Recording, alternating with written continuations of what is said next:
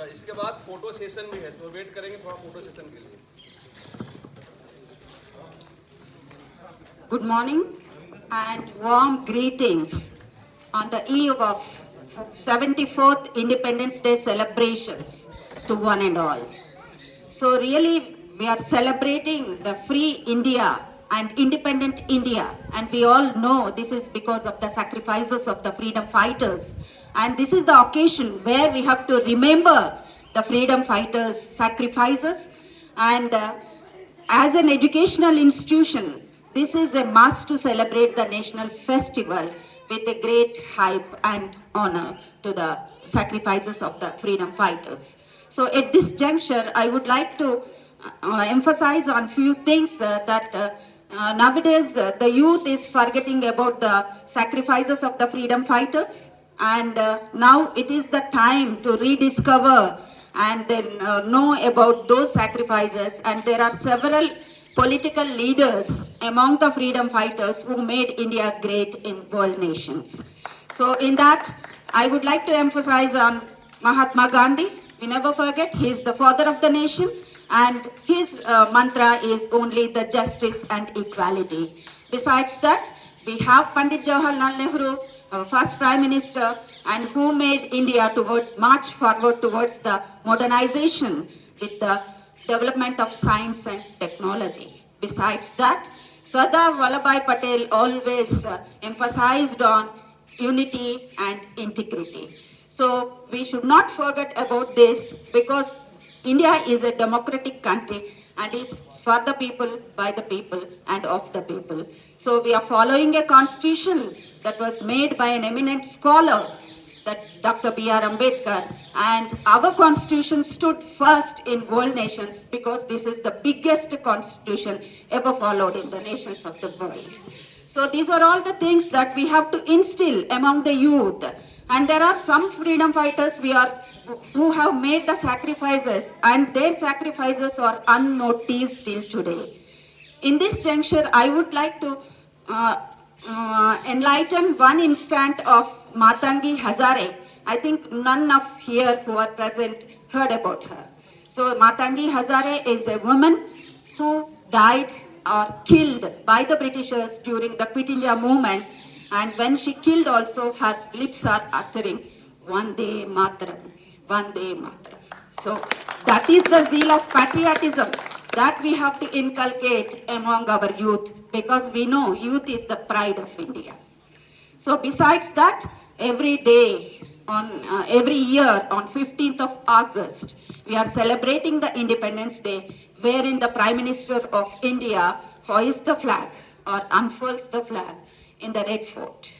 But this year, it is restrained. The celebrations are restrained, or in other words, we can tell it as unmuted due to the COVID. So COVID-19, we should not underestimate, because it is a small virus that disrupted the lifestyles of all the people in the world.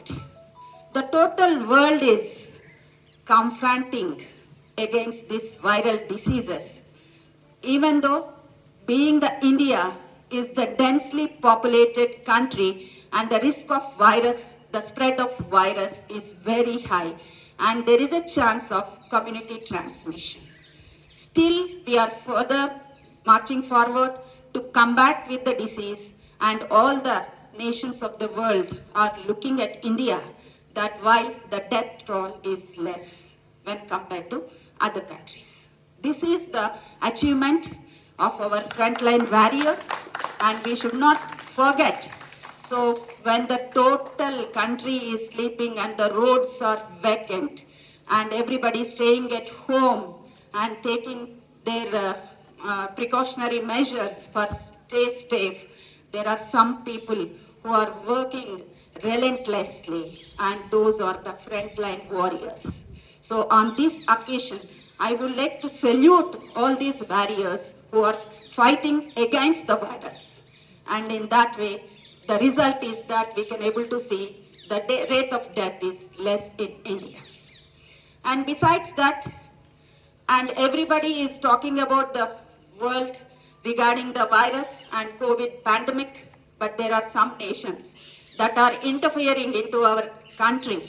And we never forget the soldiers who are at the borders. And we know the Gohan Valley situation and the real tributes we can give to the soldiers of those valleys who have died in the border issues with the neighboring countries who want to take some misadventure at the level of borders.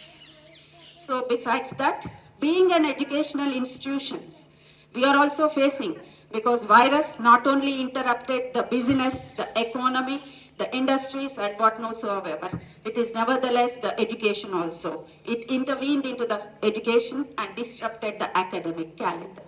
So I believe in one thing: when there is lot of darkness, there is a hope of light arises.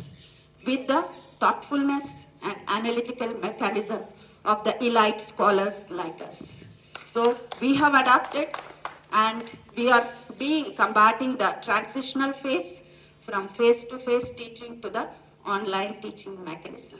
In that way, we do our best to make India proud and stand with the other countries. And I told you there is a lot of financial crisis where the government is supporting the financial crisis and the needy and poor people by allocating the budget. So I think we are fortunate enough to be under the rule of a dynamic leader and the dynamic government, because in all these years I have seen the drastic steps and the brave steps that are taken by the government, starting from the demonetization and then introduction of GST. Those are all the controversial things. And now the release of National Educational Policy 2020 that is related to our education system or higher educational system and the school educational system, and besides the construction of Ram Mandir. So now I can think under this leadership we are marching forward and we can secure a name in the banner, under the banner of developed countries rather than the developing countries, and I think our flag will fly high in the world nations. And besides that, I would like to talk about only 2 or 3 points regarding the national education policy that was drafted by Dr. Kasturi Rangarajan for 2 to 3 years with his teammates, and really that is very impressive, and it has several facets where we can introduce different types of educational patterns. And after 34 years of educational policy, the change occurs now, and the NEP is launched on 29th July 2020.